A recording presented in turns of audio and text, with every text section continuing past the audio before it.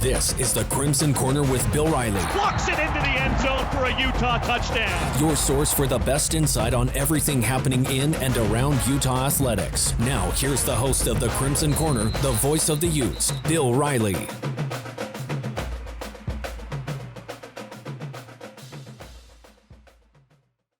Welcome into the latest edition of the Crimson Corner podcast. Riles here with you as we close in on the start of the college football season. As we record this episode today, we sit 23 days away from kickoff. Can you believe it? 23 days away. We're going to talk a lot of Utah football on this week's edition of the Crimson Corner podcast. As always, if you want to interact with us, we'd love to hear from you.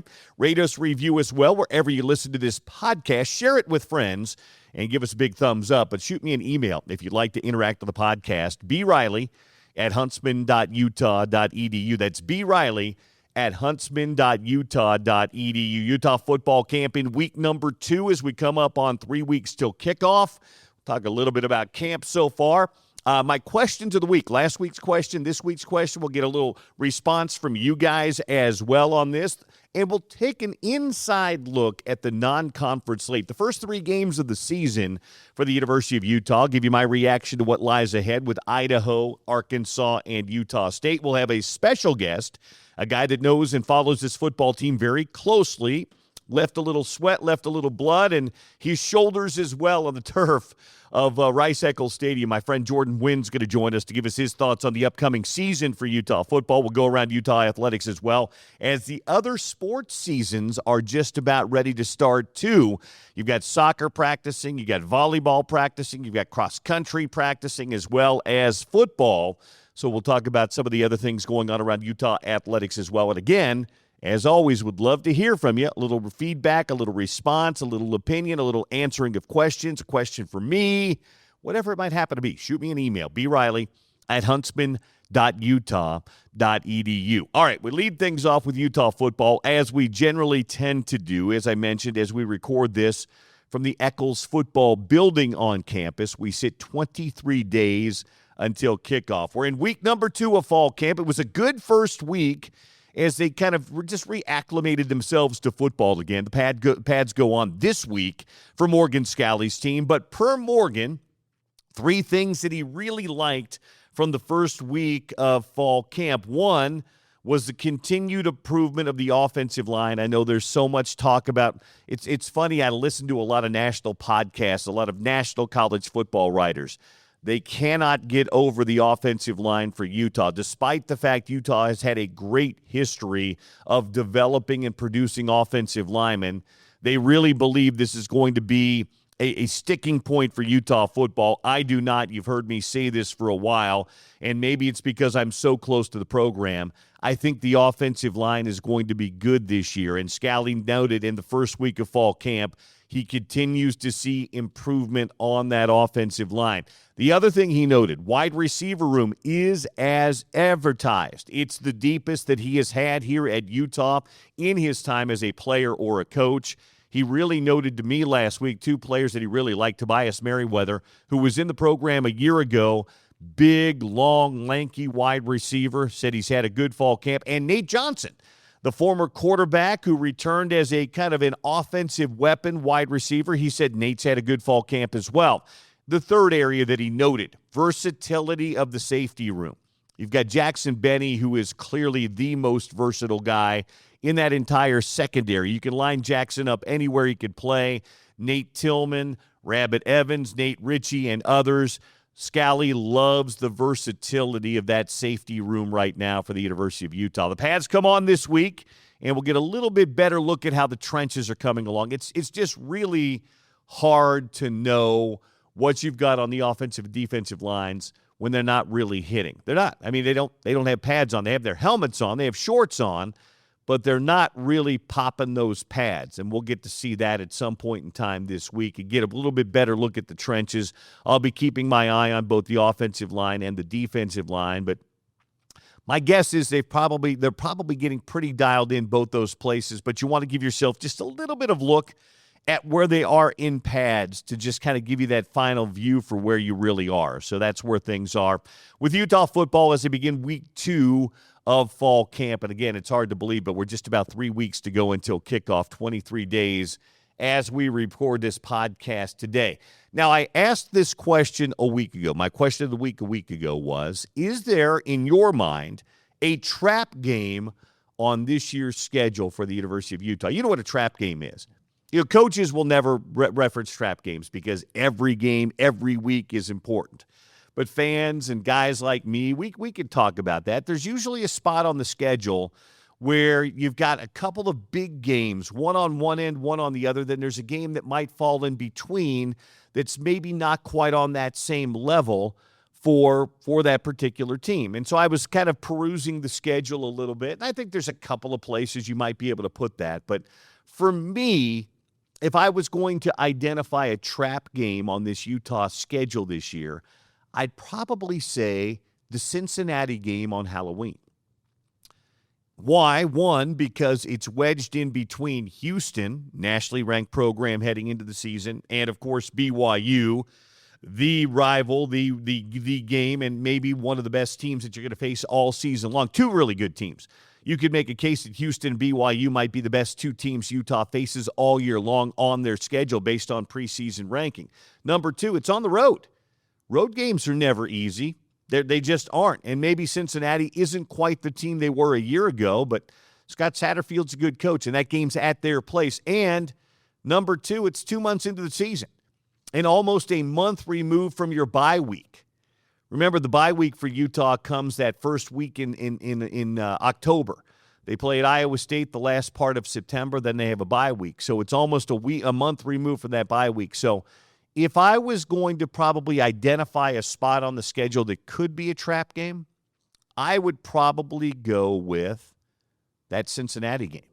Got an email in from listener Ben Scott.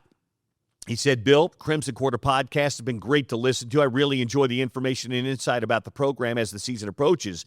To answer last week's podcast question about Utah's biggest trap game in 2026, I would say Cincinnati could be a trap game. Hey, great minds thinking alike there, Ben. It's on the road. It comes the week before the rivalry game, which could make it a challenging spot on the schedule. Another game that could be potentially a trap game is Utah State. I know Utah won't overlook this game and should be expected to win, but it's scheduled the week after the Arkansas game and the week before conference play begins. On top of that, when you play an in-state team, you always seem to get their best shot. Great work. Keep it up. Looking forward to the season. Go Utes. Ben. That's not bad, Ben. That's not bad. If I was bad at all, I would agree with you on the Cincinnati game. But there, I think there's some merit to Utah State. I'm not quite sure how good Broncos team is going to be this year, and that game's at home. But you never know. And we'll talk about the Aggies coming up here in just a minute as we kind of go down the road and look at the first three games of the non-conference season. So thank you for that. You guys could drop me an email as well, briley@huntsman.utah.edu. This week's question is a little more open-ended, and I hope a lot of you guys sound off since we're getting a little bit closer to the season. This one's just going to be one you could take in any direction you'd like. What has you most excited about this year's Utah football season? What is it that has you most excited about this year's Utah football season? I'm just telling you right now. I think, folks, and again, nothing that anybody says right now matters. Nothing that I say matters. Nothing that national college football writers or broadcasters say matters. Because when you play in a Power 4 league and you're a program like Utah, you get to go out and prove it on the field. So whatever we say in August has no bearing on September, October, November. That's the beauty. The games will play themselves out and we'll find things out. But I'm just going to tell you, there's a lot of people overlooking this Utah football team right now. That's okay. That maybe means they're a little bit of a surprise once that season begins. But my question for you, and take it in any direction you would like, and drop me an email, briley@huntsman.utah.edu. What is it that has you most excited about this Utah football team this season? Answer that. Drop it to me. I'll give you my answer on next week's podcast, but I'd love to hear from you guys. As I mentioned last week, award season is off and rolling. I told you last week, both Wayshawn Parker and Devin Day-Appear have been nominated for the Maxwell Award for the best player in college football. This week's award season update includes the Paul Hornung Award, the most versatile player in college football. Paul Hornung was one of those guys back in the day at Notre Dame, and he won. He was a Heisman Trophy Award winner, but he was one of those guys back in the 50s that did a little bit of everything. He was an offensive football player. He was a defensive football player. He played on special teams. And so they've named the award after the Golden Boy, they called him, Paul Hornung, for the most versatile player in college football. Utah has a nominee on that list, and it was a guy that I mentioned a few minutes ago because his coach mentioned the versatility of his position. That's Jackson Benny. Jackson Benny has been nominated for the Paul Hornung Award, and Jackson is a good nominee. I'm not sure if we will see him playing much on offense this year, but you could see him playing in a variety of places on the defensive side of the football, maybe, certainly all over that secondary.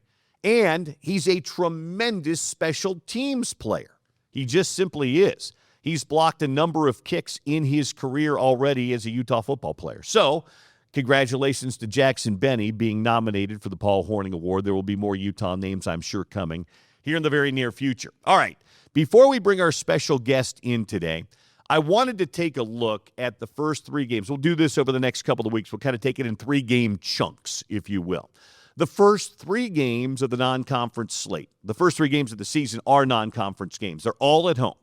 It's Idaho, as you know, September the 3rd, then Arkansas on September the 12th, and then Utah State on September the 19th, all at Rice-Eccles Stadium.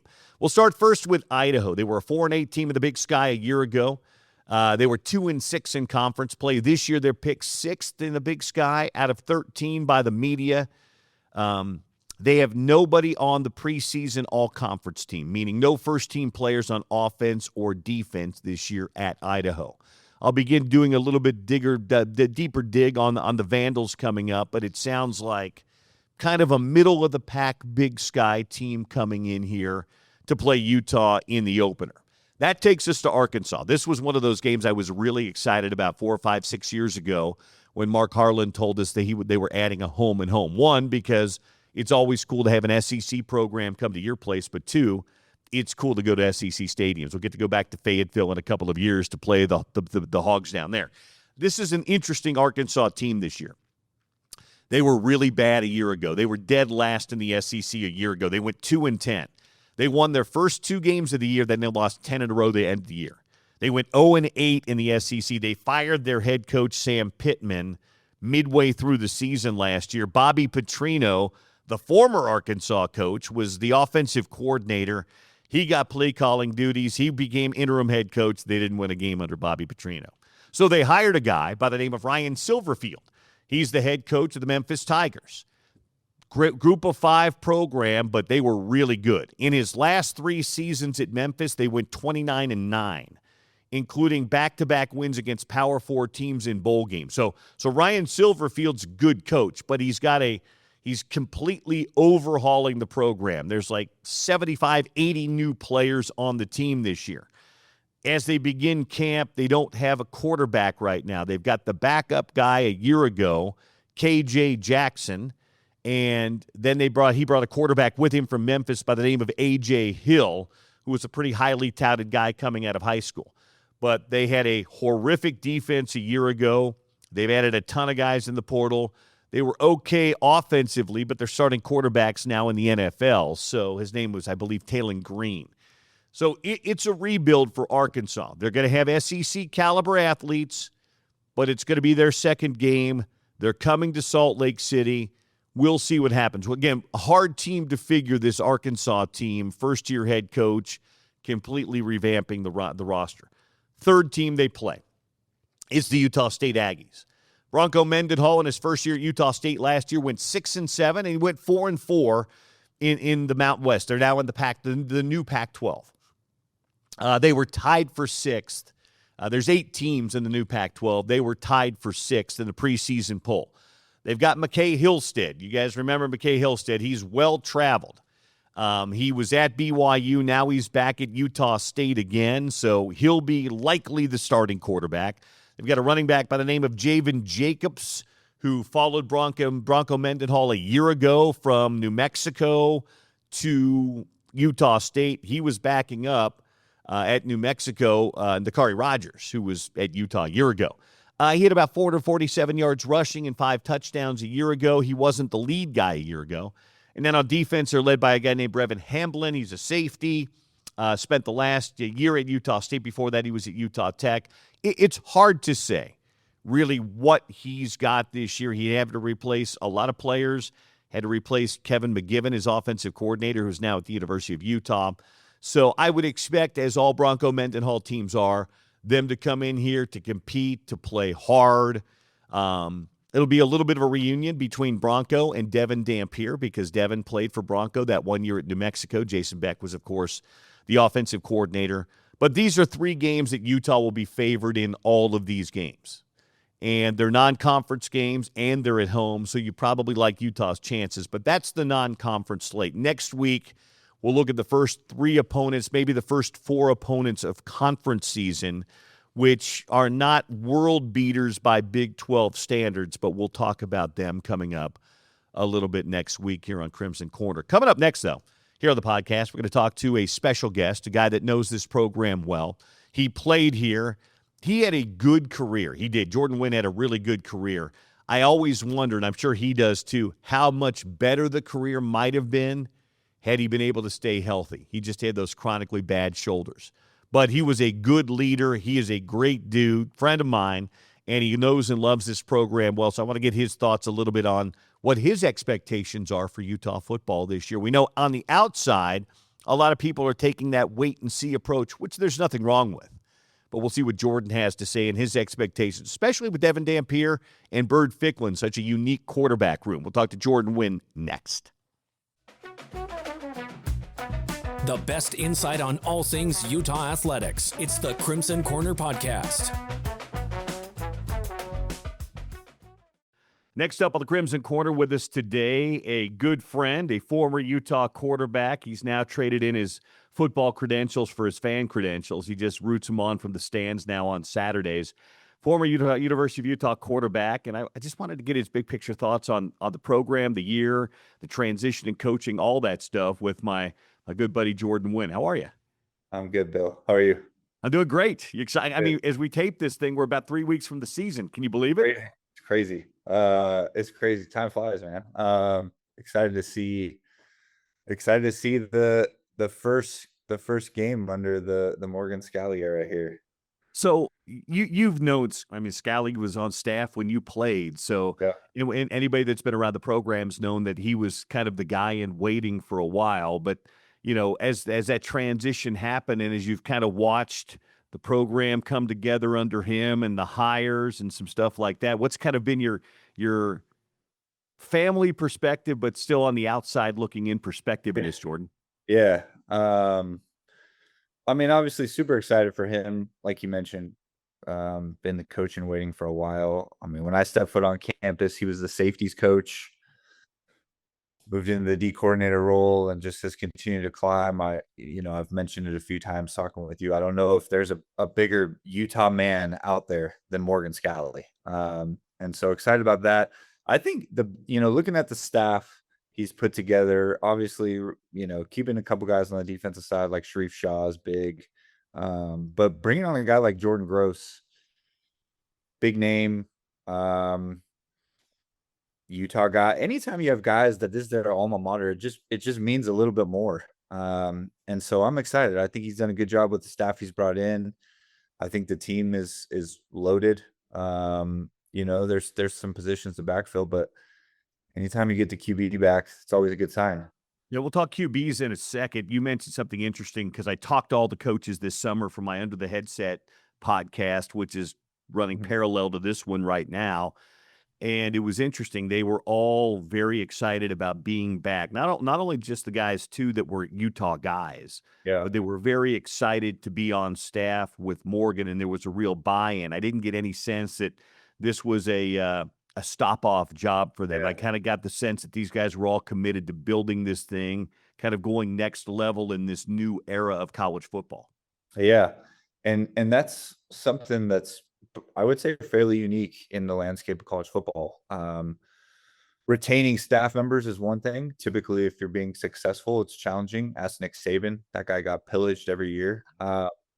But when you have guys bought in, like that have coached here or played here or have ties here, it just is different. As you mentioned, it's not a stepping stone. It becomes a place where you can truly build a culture, which is something Kyle did. And I think Morgan's only going to continue to do that. And you get the guys that want to be here and have, you look at a guy like Morgan or Sharif Shaw or Jordan Gross. These guys have like bled in the program, sweat for the program, going back to when they're 18, 19 years old. And it just means something different than being at a school where you don't have a ton of ties to, and it's another career move. And so it can only mean positivity for the program and for the culture. Sometimes a change is not a bad thing. This one, I think, is going to be a change that works out well for both parties. But bringing a new energy sometimes is a good thing, Jordan. And I've sensed that around the program. It's not better or worse. It's just a new energy, if that makes sense. Yeah. And with the guys that have been here already, but also with the new guys coming in, there's a real sense of kind of new excitement around the program. Do you think that permeates with players these days? I think it does. I think in the age that we're in today with college football, how do you differentiate yourself? Right. I think aside from budgetary constraints, right? How do you differentiate yourself when you walk into, a recruit's home, when you talk to their parents, when you talk to their coaches, when they step foot on campus? And it's just that. It's having that energy and that buy-in. And to your point, I don't think it's good or bad right now. It's TBD in terms of the energy, but it's new. And anytime something is new, there's just a certain level of excitement around it, and people feel it. It's a new voice. It's the same message, but with a new voice and a new energy. And that's exciting. And again, if I'm a 18-year-old and trying to make a decision, those are the things I would be looking for, right? The dollars, I think, kind of will take care of themselves in today's world. I don't know the ins and outs of how that works, right? But if you're looking at this age where, coaches do leave a lot, players do leave a lot, there's the transfer board, all this stuff, and you go on visits and you go on campuses, that would be a very, I would imagine, eye-opening factor in the recruiting process is stepping foot, talking to the staff, hearing the emotion and the passion behind them about the University of Utah, I would imagine is making a difference. There was a lot of changeover in December. Kyle leaves. He takes some coaches with him, takes some players with him. But one of the real coups for Morgan was being able to not just keep one, but both of his quarterbacks last year. And as we saw, Bird Ficklin was a guy that stepped in and got better and better as a true freshman as the year went along. How big do you think that was in the big scheme for both Morgan and the program to keep Devin and Bird in this system? Huge. It's interesting because with the changes that happened, I would say, myself included, most of us thought there was no way both of them stayed. With the offensive staff going with Kyle, it was a little almost perplexing, right? Like why stay and deal with a new coordinator and change? And it just goes to show, I think, the gravitational pull, if you will, that Morgan has and that he permeates about the program. And then you factor in the guys he's brought in. I think they were all great hires. I think if you're sitting there, as Dampier or Ficklin, you're like, hey, do I really want to go to a new place? And also, too, don't forget, like, Michigan does have a good QB coming back as well, right? So there's that factor. But a guy like Ficklin, who's young still, that would have made a lot of sense to go and learn under the Michigan QB. It's Bryce Underwood, I believe is his name. That would make a lot of sense to follow Beck, go sit behind him, and here's the keys to the big house, right? Like that wouldn't have been necessarily a bad move by any stretch. But I think that just goes to show you like what's going on here at Utah and what Morgan's able to do, the staff he's able to bring in. And then obviously there's something in there that both those guys feel very optimistic about with the future. So I want to ask you, as a quarterback yourself, and a little bit different kind of quarterback than Devin was. He's that true dual threat guy. You could move around and do some things, but Devin's sometimes looks like a running back playing quarterback. He made a really nice step last year, cut down on his interceptions big time. His production was good. Didn't run for quite as much, but he didn't have to. He had better weapons around him. So as he comes into this, third year as a starter, second year at Utah, albeit with a new coordinator, but a guy that's in some ways, Kevin's a little bit like Jason Beck in that he's very adaptable, moving his offense. He's not one of those guys where you're going to fit my system. I'm going to work my system to fit you. What would you like to see Devin do in year 3 as a starter, year 2 at Utah this year? Take that next step. Yeah, I mean, I think the next step is to just I hate saying these things because it's tough. If I was listening as a player, I'd have a hard time hearing it. But it's just from a purely fact base, looking at last season, just finding a way to win the big game.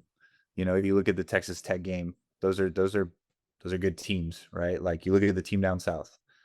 These are good football teams. You got to find ways to beat them, though. And that, I think, is the next evolution in his game. I think you mentioned the stats are there. He cut down on the turnovers. He made a really nice jump between year 1 and year 2, right? But it's now you've solidified yourself as being what I would consider prolific, right? You can put up numbers. Now it's put up those same numbers against the best teams you're going to play against. And it's a tough – very few people make that step. It's a tough step to make, but that is something I think would be his next evolution, really. And it doesn't even necessarily mean to go out. You don't need to go out and rip Texas Tech for 300 yards and 4 touchdowns, but you need to go beat them. You need to beat the team down south. I think, gosh, living down here in Utah County has been a nightmare for the last few years. I'm sick of it.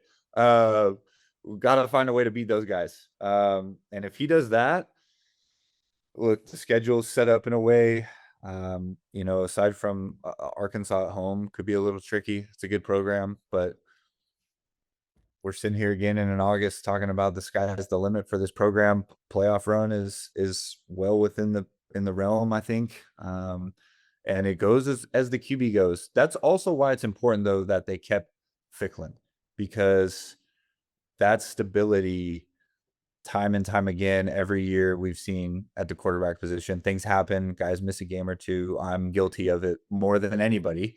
And so if you have a guy behind him that can step in, I mean, what an advantage that is. Well, you had Terrence Kane, who was a terrific backup to you when you were hurt and you weren't able to play. You mentioned the schedule. I think it's interesting. It does set up well. I mean, you even mentioned Arkansas. It's an SEC team. There's no doubt about it. But this is an SEC team that finished dead last a year ago, lost their last 10 games. They've got a new coaching staff and 80 new players.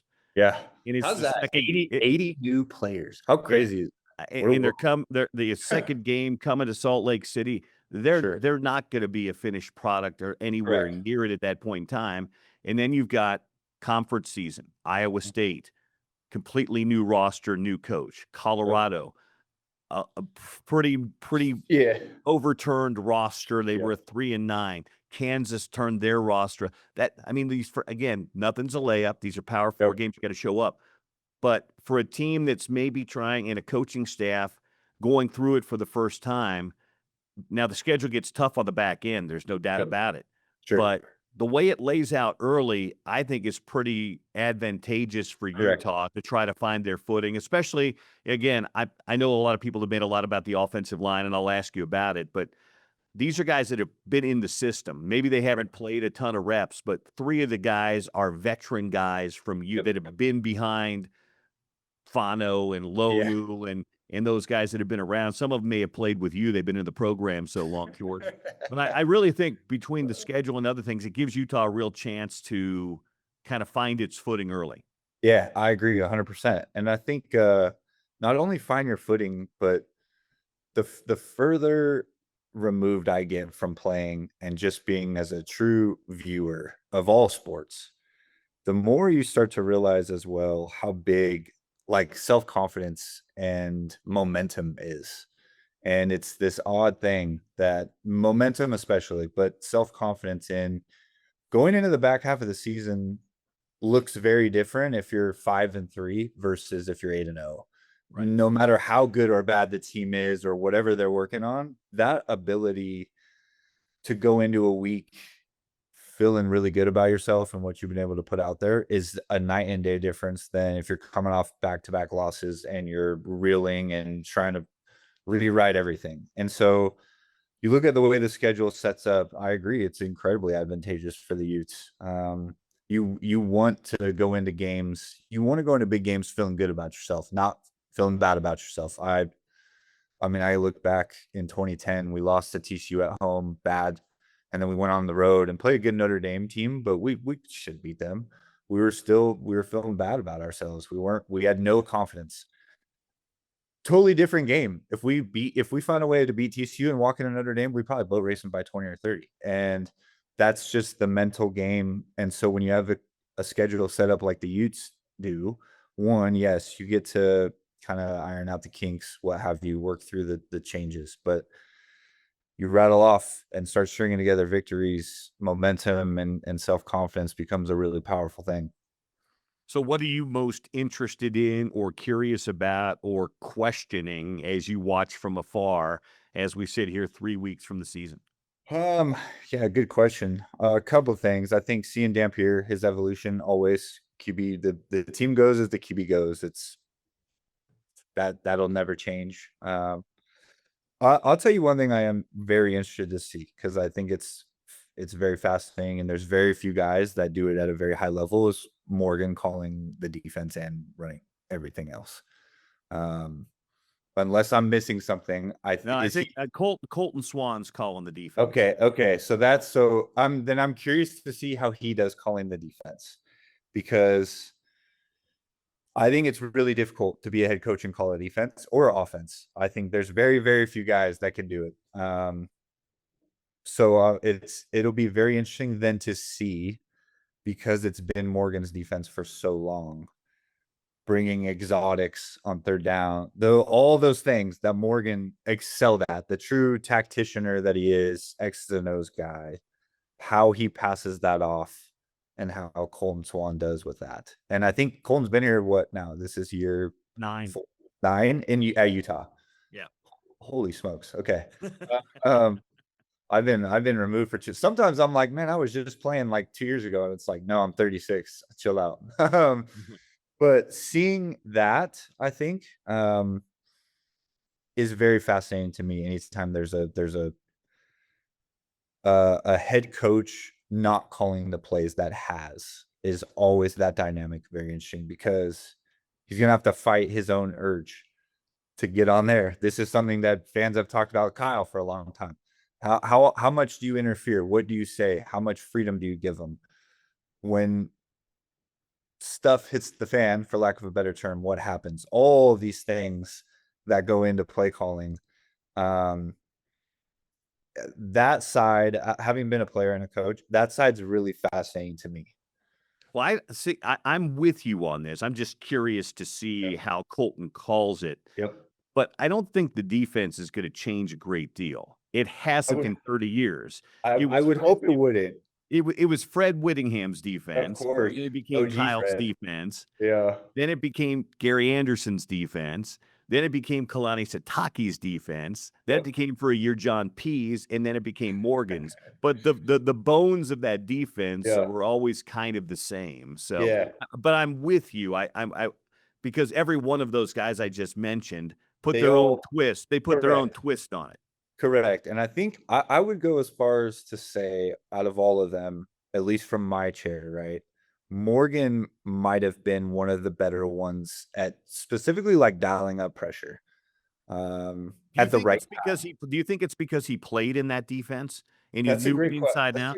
That's a great question. It could be. I also think Morgan was just a phenomenal chess player. Like, that guy was so good at knowing what move was about to happen and then having the confidence to call the perfect move against it. And can you get burned doing that? Of course. And I think it's happened. But I think he also he brings a lot of pressure at a lot of times where other people don't want to, because you're putting everything out there. I look at And I know Kalani hasn't necessarily called the defense a ton down south, but like what they do, they kind of sit back and let you almost be yourself, right? They're going to sit back and make you sustain drives, and I think there's a lot of benefit in that. But Morgan is like, hey, it's 3rd and 6 with the game on the line. I'm bringing everybody, and we're gonna disguise it. We're gonna make it look a bunch of different ways, but like you're gonna get heated up,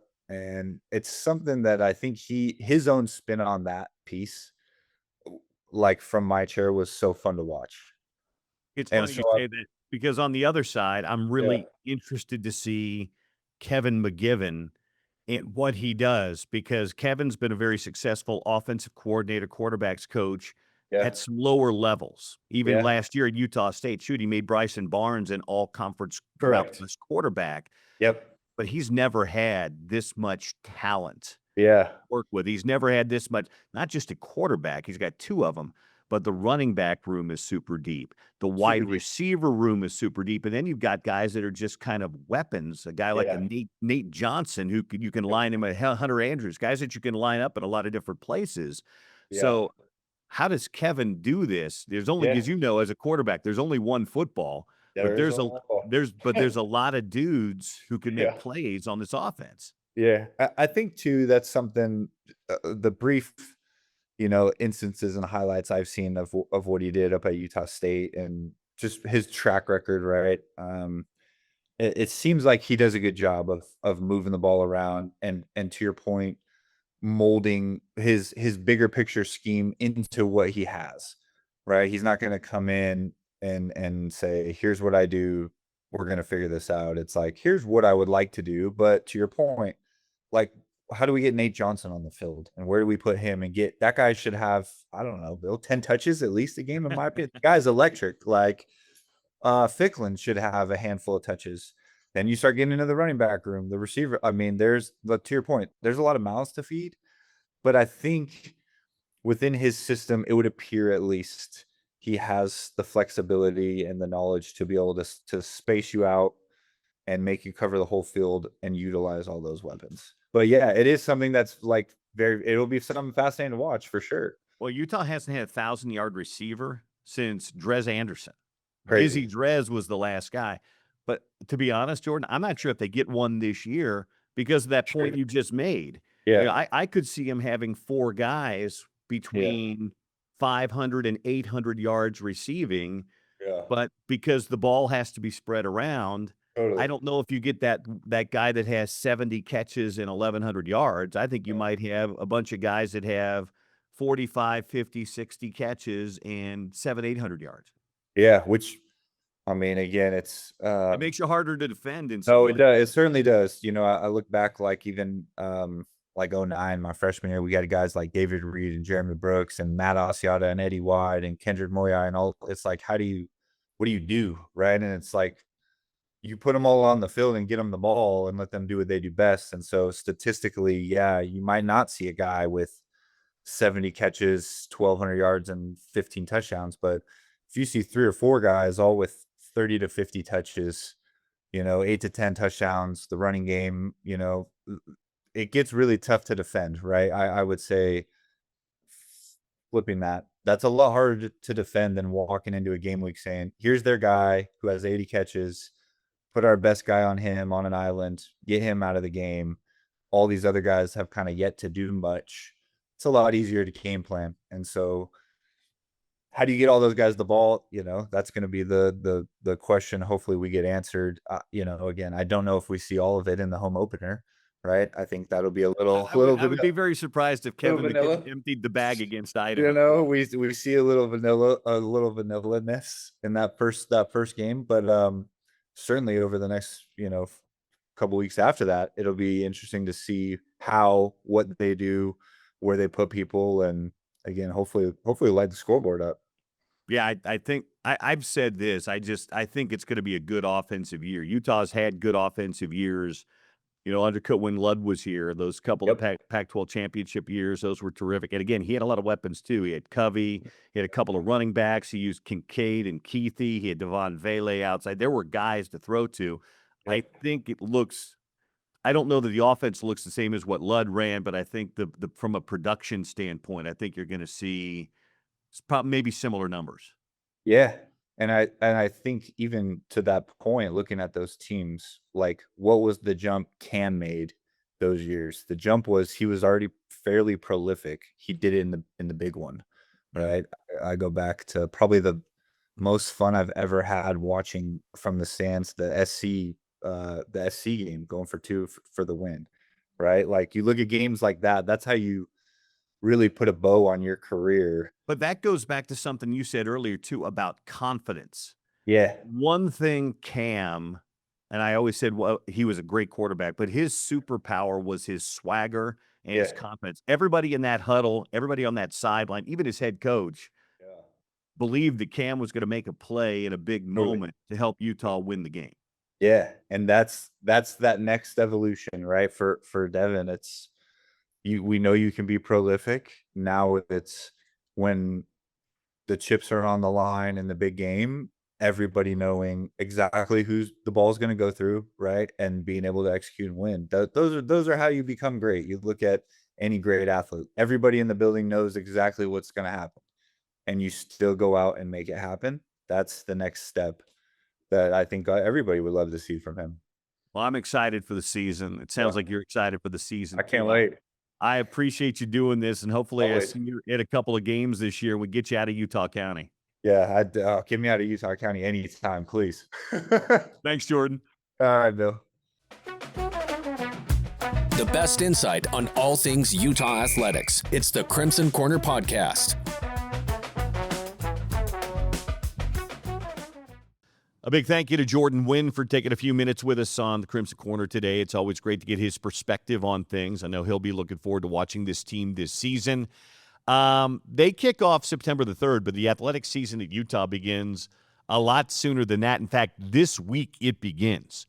On Wednesday night at Ute Field, Utah soccer literally kicks off the athletic season for the University of Utah. They'll host the Weber State Wildcats at 7 at Ute Field. If you can make it up, great. If you can't, you could catch myself and Jay Nolly on the broadcast call on ESPN+. This could be a good opener for Utah because Weber State is a good program. They were picked to win the Big Sky this year.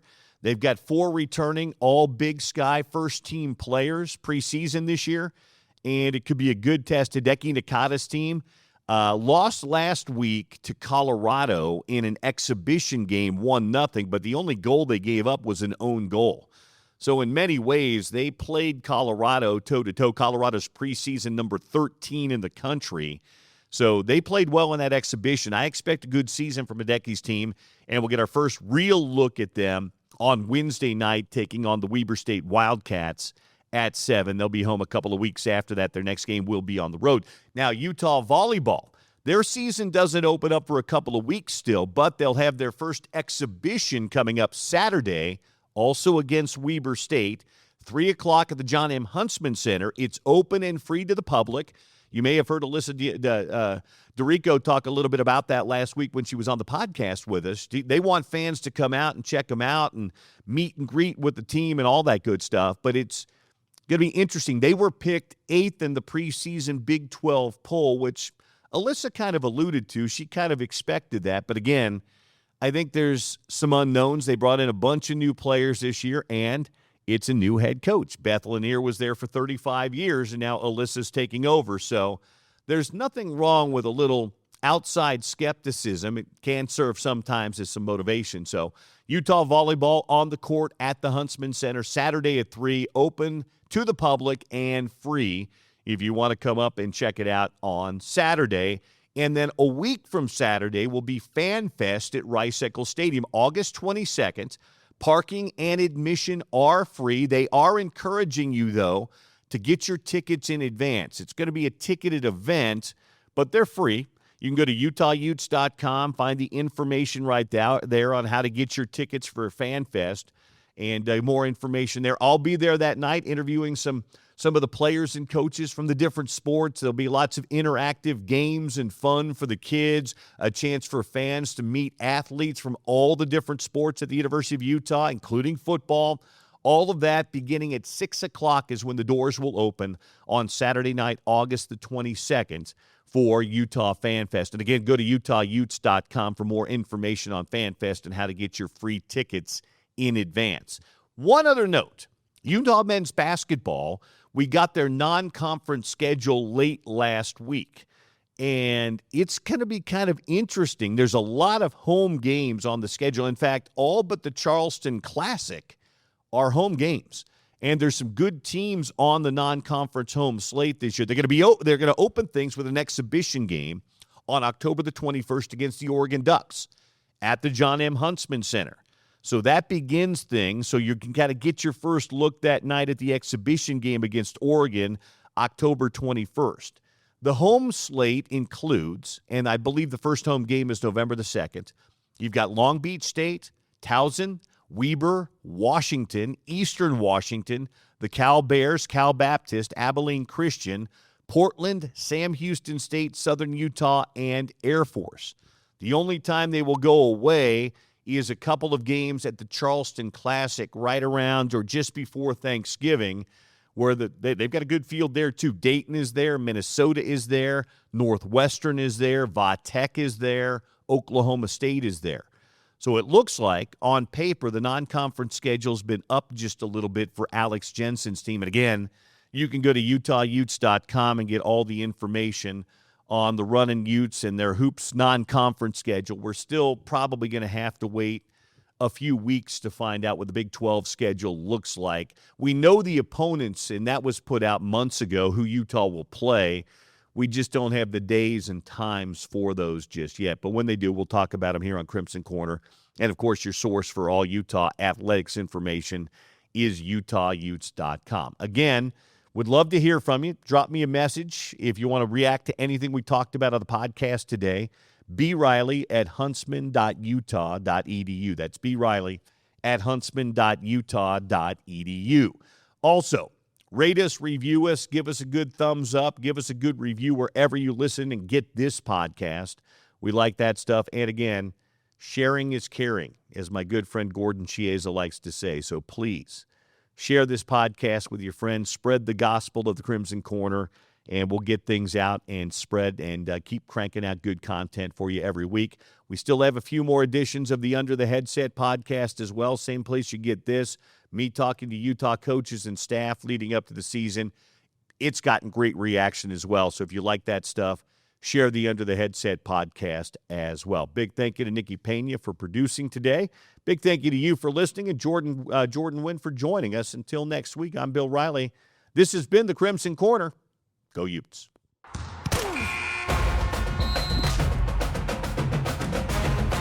You've been listening to the Crimson Corner podcast with Bill Riley. Bill is back next week with the latest on Utes. Download previous Crimson Corner episodes on all major podcast platforms.